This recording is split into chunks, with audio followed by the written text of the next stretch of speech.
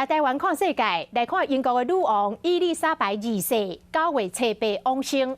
伊的灵柩车队伫咧英国当地时间11号的早起10点，展开女王最后的巡礼，在6点前久，驶入去苏格兰的首府爱丁堡。这个沿路有数十万的民众来甲女王烧送。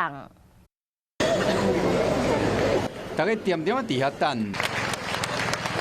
灵车一日到有人拍扑啊，一台黄色警用乌托摆带路，伊丽莎白二世灵柩伫后壁的乌车内底，灵柩有砍苏格兰的红家旗，佮有放伊上喜意的白花。How many people are here? It was amazingly quiet. And the history behind it as well. We're part of history standing here. 英国女王伊丽莎白二世9月初8日苏格兰过身，当地时间9月11早起的10点，伊灵车队离开巴尔摩勒堡，到苏格兰的首府爱丁堡170公里的路程，展开女王最后的巡礼。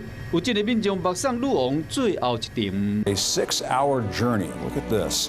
From the Queen's favorite castle, Balmoral, the route passing through beautiful Scottish countrysides and villages as she arrived in Edinburgh. 灵车慢慢驶入荷里路德宫，红家仪队则就列队迎接。女王的独生女安妮公主嘛，点点啊伫遐等。当女王灵柩经过时，安妮公主行礼，一如迎接君王的来临。This is her last royal engagement, and this journey has symbolised her duty, her service, and also her life. 女王的过身代表一个时代结束。女王灵柩将于当地时间10日下晡刷到圣吉尔斯大教堂，停留24小时，和苏格兰的民众瞻仰。